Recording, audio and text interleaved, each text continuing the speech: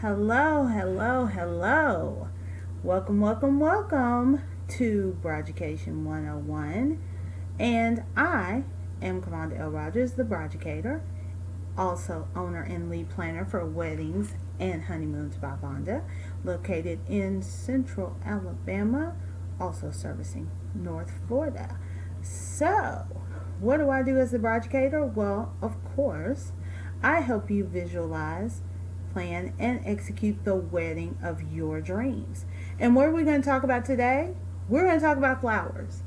I get so many questions from brides, whether it's in the grocery store, I know it's strange, whether it's in, different venues, whether it's in consultations, I always get questions about flowers. And there are a lot of things out there about flowers that are a little sketchy, not so true. So what I decided to do was I put together this video to talk about flowers and how they apply to your wedding, how you can save money on your flowers for your wedding, and we're also going to talk about the different types of flowers because there's more than just the common two. So let's get into this thing. Okay, first of all, what are the different types of flowers?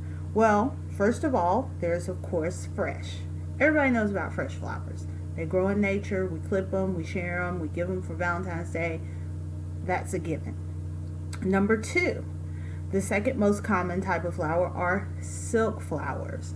Those are the types of flowers that we see in Hobby Lobby, in Dollar Tree, in, different types of Michael's also has silk flowers. All those places sell silk flowers. Now, the two that you might not know as much about are preserved or dehydrated flowers.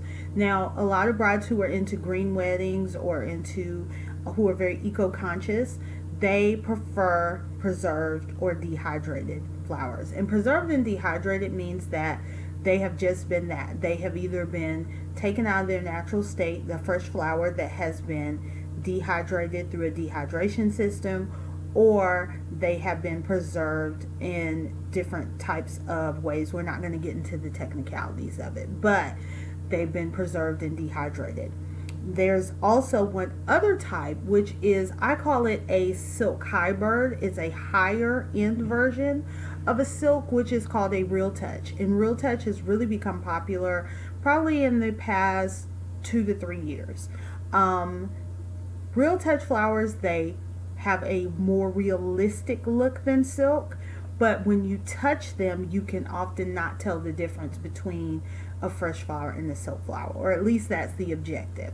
So those are the 4 types of flowers. We have our fresh, our silk, our preserved, and our dehydrated, and finally you have your real touch. So those are the types of flowers. Now, what price point do you expect to pay when you're dealing with these different types of flowers? Now, this is where I'm going to get you. Automatically off the top, if I say to you, well, what's the cheapest type of flower? You're going to say, hands down, silk. They have them at Dollar Tree, so they've got to be the cheapest kind. Not true. And that's another video. The Dollar Tree flowers, that's another video. But on the realistic scale, the most economical flowers are fresh. And you may be like, but why?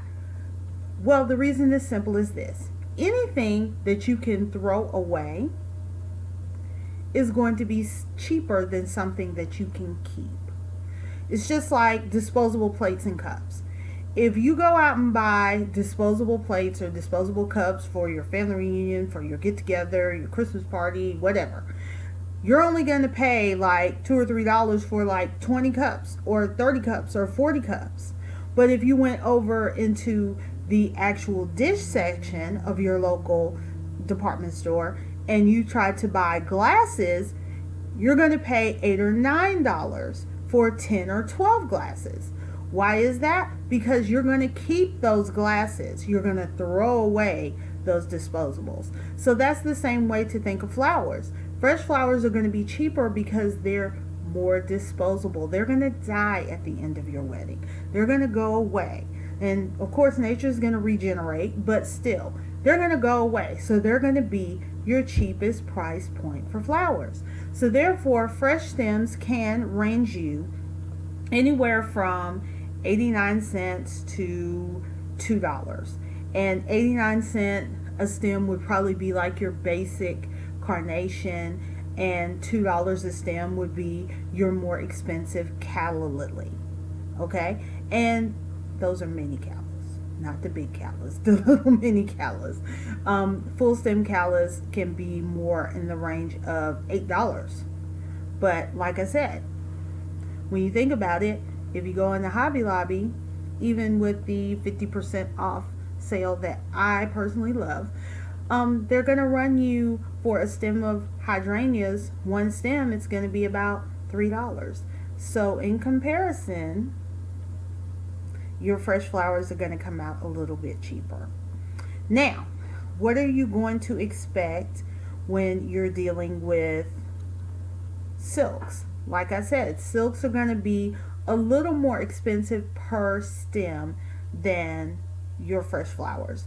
So your stems for your silk flowers can run you anywhere from $1.50 to $5.99, and those are average prices that you're going to Hobby Lobby without a sale, without a coupon type prices.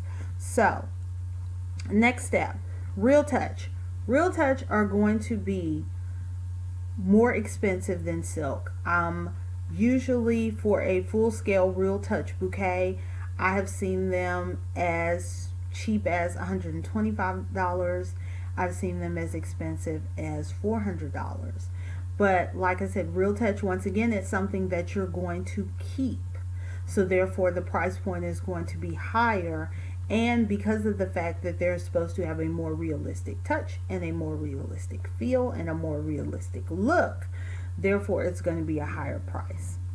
And of course the most expensive out of all of these, and it's because of the processes involved, is going to be your preserved and your dehydrated. Those flowers, I have personally only worked with those in a level of flower petals, and I distinctly remember paying for 500 dehydrated petals. I paid almost $25. It was very important to the bride, so we had to spend $25 on 500 flower petals. So you kind of do the math, that's pretty expensive. But if you're very eco-conscious and having a green wedding is very important to you, that is the price point that you're looking at spending. Okay, so now that we've decided and we've talked about the importance of price point and what price you should expect along the spectrum, let me also add in that these prices are without labor. You haven't created anything yet. These are just how much per stem. Now, when the price goes up is when you bring in a professional who's going to take your stems and create them into bouquets or corsages or boutonnieres or centerpieces.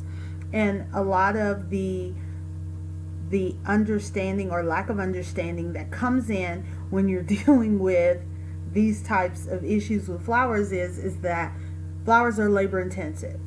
It does not matter if they're silk, it does not matter if they're fresh, they are a labor intensive item. And especially when you're dealing with fresh flowers, because they're nature, and if you don't treat nature right, nature will sadly shrivel up and die on you. So that's where the extra cost comes in, and depending on the level of expertise that you're dealing with the professional that you're dealing with, that's going to be a higher labor cost, a higher design cost, and those are things for another video that I'm going to be doing later. But definitely keep those things in mind when you're considering your price that you want to spend on your flowers.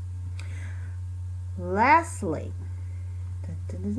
how do we save some money on flowers? What can we do to cut floral costs but still have that wedding look that we want? First of all, my personal suggestion as a professional is minimize your ceremony and maximize your reception.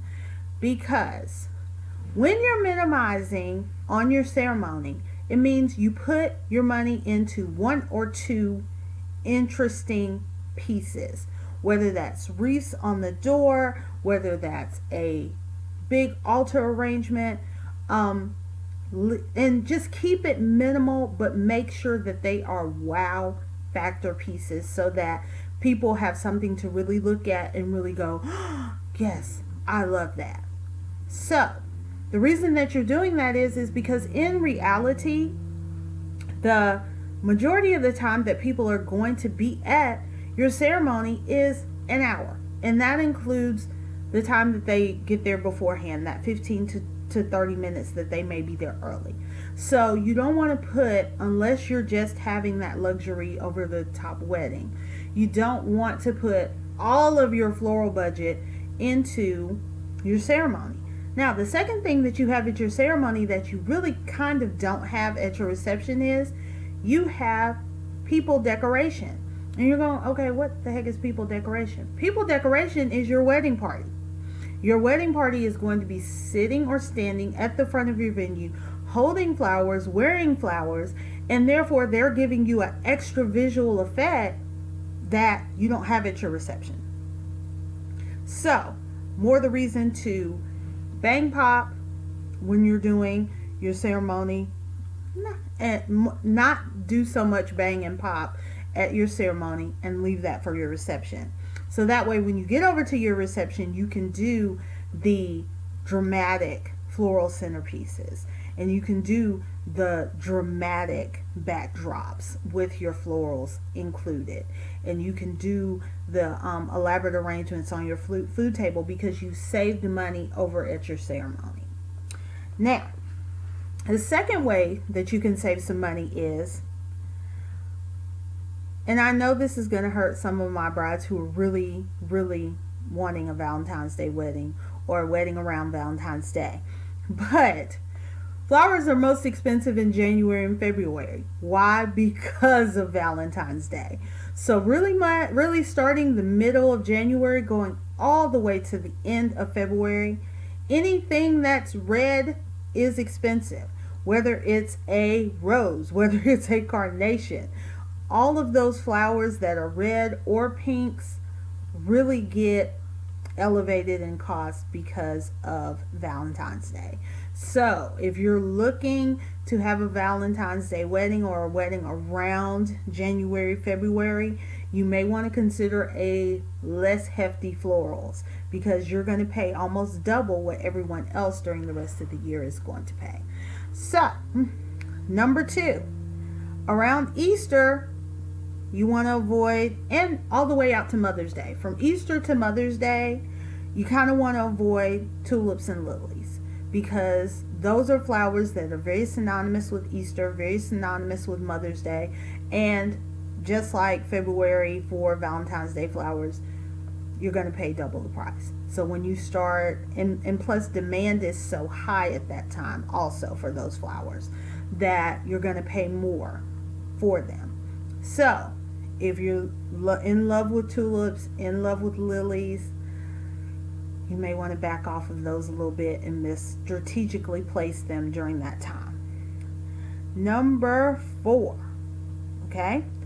You want to do a mixture. You may want to consider doing some floral centerpieces, but mixing them up with some non-floral centerpieces. And the positive of that is that gives your room and your reception a lot of texture and a lot of depth because people are going to see several different things floating around the room. So you definitely want to consider doing a mix. That way you're not spending all of your budget on a couple of centerpieces when you could do them on several different centerpieces. So that way you get more bang for your buck. And number 5, and this is one that it makes me cry a tear because there's nothing that I love more than flowers on a cake, but flowers on a cake are expensive. They are expensive. They are a budget buster, no doubt. And I am a planner who is known for my cakes with flowers. I love cakes with flowers. But at the same time, it can easily take 150 roses to just put a swag down the tiers of a cake. It could easily take 100 carnations just to put layers of flowers in between a cake. So if you want to save some money, go with a more plain cake, or have your cake baker do more intricate design work on your cake and leave the flowers out, or simply create a small floral topper. But that's a great way to save money on your floral budget, is by taking those flowers off your cake. So to recap what we've learned today, there are 4 different types of flowers. There's your fresh, your silk, your real touch, your dehydrated, and your preserved.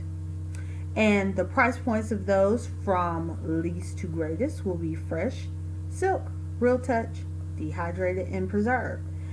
Now, you're going to expect to spend more money depending on the intricacies of the expert that you choose to do your floral designs. So remember that you're spending that additional money not so much on the price of the flowers, but having the expertise and the knowledge and the know-how of that professional. How can we save money on flowers? Easy. Minimize at the ceremony, maximize at the reception. Let's avoid red flowers of any type during January and February. We're going to avoid tulips and lilies from Easter to Mother's Day. We're going to do mixtures of florals and non-floral centerpieces at our ceremonies, at our receptions, and we're going to eliminate flowers on our cake, or minimize flowers on our cake. So I hope you learned a lot, and I can't wait till I see you next time, because I'm going to be rolling these videos out because you all need this information. So if you have any questions, comments, feel free to subscribe. Feel free to drop me a question in the comments box, and I will try my best to do a video to tackle that subject matter for you. Also, feel free to share this with other brides or other people who are planning their wedding. And most importantly, if you have not been to Weddings by Vonda and signed up for our free, I said free, wedding e-guide, 5 tips for the busy bride, please feel free to do that. And that way you can become a member of the Brideucation 101 series. So with that being said, I am Kavonda Rogers, creator of all things Vondaful and your personal Brideucator. And until next time, kisses. Love y'all like pound cake. Bye.